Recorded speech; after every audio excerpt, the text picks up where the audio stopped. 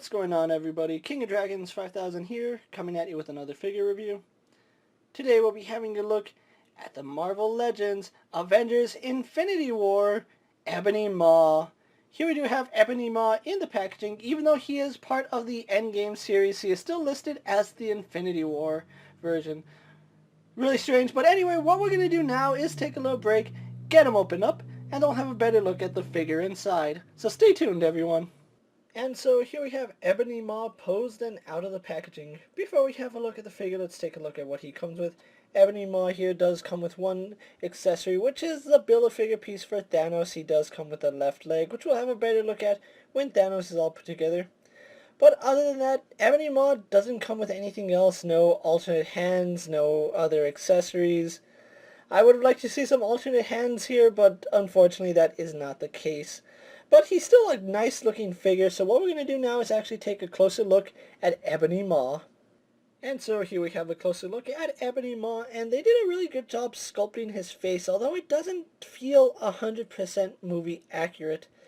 Though I know what the character looked like in the movie, I just feel like the face is just a little bit off. For one thing, I know the hair is completely wrong. Ebony Maw had longer hair in the movie. But as it stands, it's still a really nice looking figure. If my camera will focus on Maw, you can see they did a really good job sculpting his face. All the detailing is there. And then his hair is a little bit wrong. I don't know how I feel about his hair. I have seen some people modify his hair. I don't know how they did it, but it looks better than what Hasbro gave us here. Going on to his costume, they did a really good job sculpting his costume. I don't know what it is about this design that it appears on a lot of costumes nowadays. It's almost like Kevlar, but I don't know what it would actually be. It's like a space mesh or something like that. It does look really good on the figure, and I really don't have a complaint with them using it. The golds and the grays and the blacks all look good together. Going all the way to the back. I feel like he's missing some detailing on the back. Like maybe there should be some gold. Yeah, maybe there should be some gold highlights on his back, because it does seem a little bit plain. I wonder if he did have some gold on his back. I'll have to go back and watch Infinity War to see that. I really do love his long spindly arms. It's so alien looking.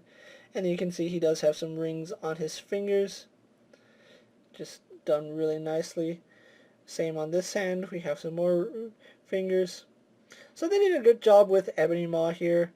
I really love how seamless this looks. Normally when we get a soft tassel like that, it normally protrudes out. Obviously you can see the seam line where it goes, but it does fit flush to the body and it doesn't jet out, so I am glad Hasbro did find a way to do that with their figures, because that makes this look so much better than what we've gotten in the past. Again, we have that same texturing on his legs with some line work there. Going all the way down to his boots.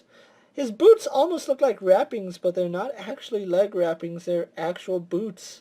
And they do have some designs on the top right there. So overall, they did a good job with Maw here, which he's not my favorite character, but he's a really good figure. So what we're going to do now is actually compare him to a few other figures you may have in your collection. And so here we have Ebony Maw posed next to a Marvel Legends Deadpool and a DC Multiverse Superman. Here we have Ebony Maw posed next to a WWE Elite Scale figure and a Mezco 1/12 Collective Popeye the Sailor Man. And finally, here we have Ebony Maw posed next to Proxima Midnight and Corvus Glaive. So with the comparisons out of the way, let's actually take a look at Ebony Maw's articulation, and surprisingly he has a pretty good amount of it. He does have a ball hinge in the neck, so he can look up about that far, can bury his head into his chin. We do get some slight tilt on the head, so I really do like that. And of course it does swivel. Arms on a ball joint, they do go out to about that far.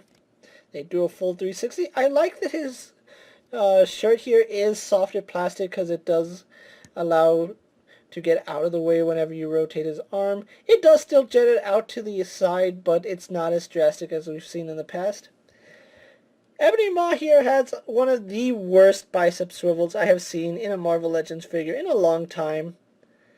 That is a terrible, terrible joint. It's functional, but they could have just given us a simple cut and that would look so much nicer than that. He does have double jointed elbows, although this one is kind of stiff. There we go. Double jointed elbows goes all the way back. He does have a hinge in the wrist which goes up and down, and then we do get a swivel on that joint. He does have a ball joint in the torso. He goes back about that far, comes forward only that far, does turn left and right, so we get some really good range there, as well as a swivel. We get no swivel here at the waist, but his legs do go forward about that far. Don't really go back, go out to the side only that much. We have a swivel in the thigh, which again, it's a really ugly cut. I don't know why Ebony Maw here has so many ugly cuts. Now he does have double jointed knees and he goes all the way back. I'm pretty sure I can get that to go one more. There we go. Yep, he goes all the way back with his knee. He does have no boot cut swivel, but we do get a hinge which goes back and forward. Not so much. I thought he would have a better forward joint than that. And he does have forward-facing pin for rocker ankle. So overall, not the most dynamic character, but you'll still get him in a lot of great poses, which isn't a bad thing. So with that out of the way, guys, let's actually get Ebony Maw here posed for my final thoughts. And so here we have Ebony Maw posed for my final thoughts. Overall, I really love the way this figure came out. Even though he doesn't have any accessories to speak of, he's still a nice looking figure. And if you have been collecting the Infinity War or Avengers toy line, you do need Ebony Maw here to complete your Black Order. We've had Proxima Midnight, Corvus Glaive, Cull Obsidian, and Thanos. Ebony Maw here is just icing on the cake. I was lucky enough to pick up my Ebony Maw from Big Bad Toy Store, as well as the rest of the Infinity War and Endgame's figures. So if you are looking for the Endgame figures, you can check them out on Big Bad Toy Store, or check your local retail such as Walmart and Target, seeing as how they are starting to get this series as I'm making this review. Ebony Maw here will run you about $19 at any retail, or a little more, like $25 online, which is a pretty good deal, seeing as how that's what most 6-inch figures go for. With that being said, guys, I'm KingofDragons 5000. Don't forget to like this video, leave a comment, subscribe to my channel, go check out all my other action figure reviews, as well as all my other Marvel Legend videos. Hopefully you find them informative. As always, if there's a figure you would like to see me review, let me know down in the comments, and if it fits in my collection, I'll definitely have a look at it. And while you're at it, check out my Instagram account for new and exciting action figure photos, and as always, ring that notification bell for my new videos. Until next time, guys, I'll see you later. Take care, everyone.